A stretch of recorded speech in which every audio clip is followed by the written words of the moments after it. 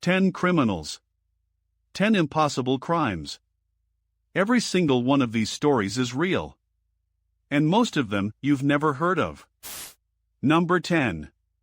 In 1925, a man named Victor Lustig convinced a scrap metal dealer that the French government was secretly selling the Eiffel Tower.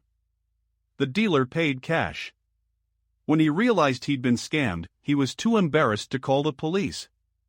So Lustig came back 6 months later and sold it again to someone else. He also once conned Al Capone out of $50,000.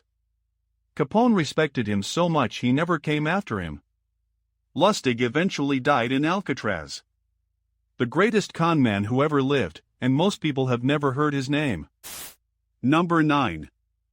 Ferdinand de Mara had no college degree, no medical license, no training of any kind.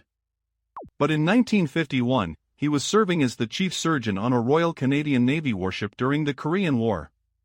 When 16 badly wounded soldiers were brought aboard, de Mara opened a medical textbook, read the chapter on chest surgery, and operated on all 16 men.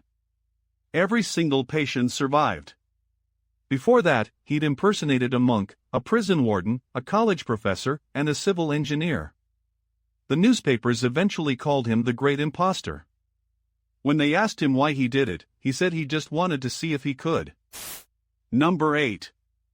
At 16 years old, Frank Abagnale walked into an airport wearing a fake Pan Am pilot's uniform.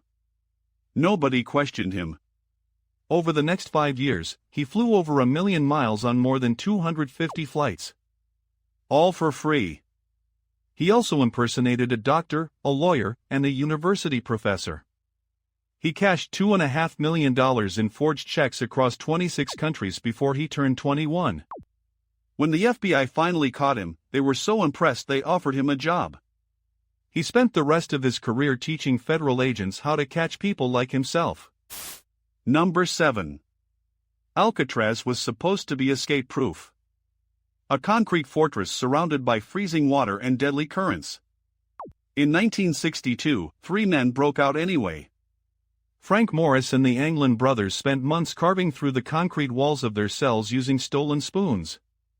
They built dummy heads out of soap, toilet paper, and real human hair from the prison barbershop and placed them in their beds.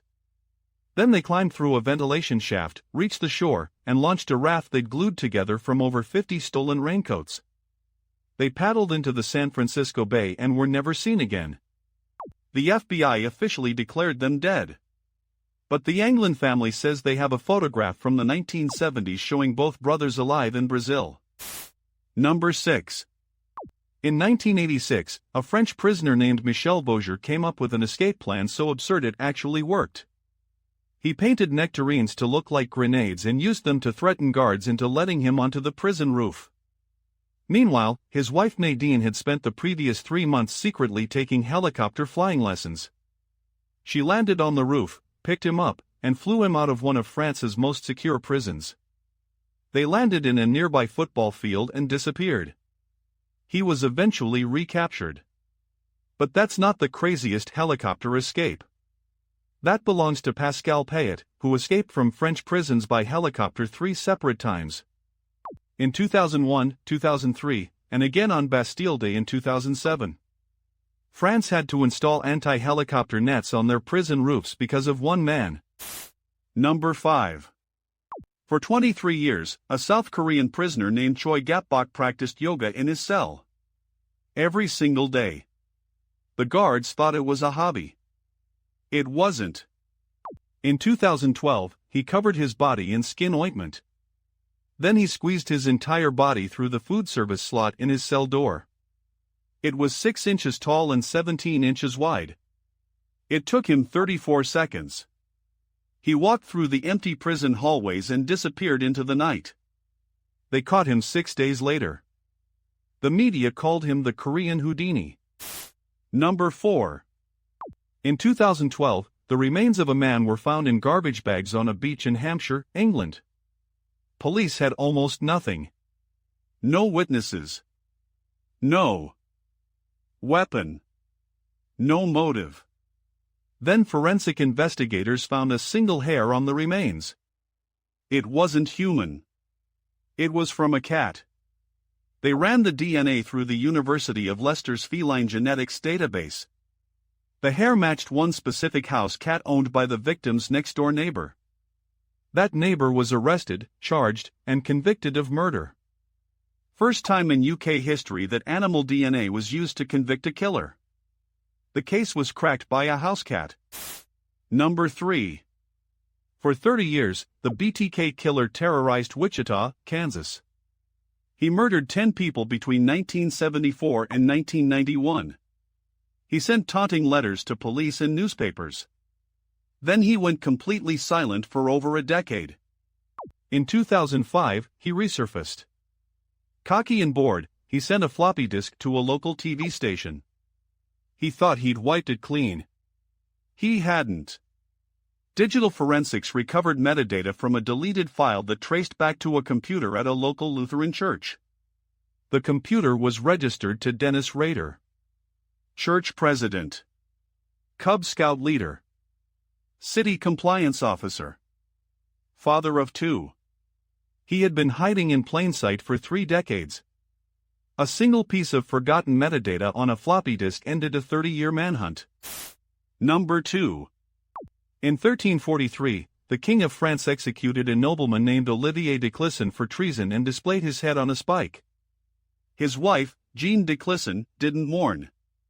She sold every piece of property they owned. She bought 3 warships and painted them black. Then she spent the next 13 years attacking every French ship she could find in the English Channel. She always left 2 or 3 sailors alive, so they could go back and tell the king exactly who did it. They called her the Lioness of Brittany. 13 years of revenge, and France could never catch her. Number 1. Zheng Yisha started life as a sex worker on a floating brothel in southern China. By 1807, she commanded a fleet of 400 ships and over 40,000 pirates. The largest pirate fleet in recorded history. Larger than most national navies at the time. She ran it with an iron code. If you stole from a village under her protection, you were executed. If you deserted, you lost your ears.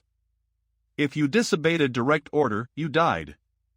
The Chinese Navy, the Portuguese Navy, and the British Royal Navy all sent warships after her.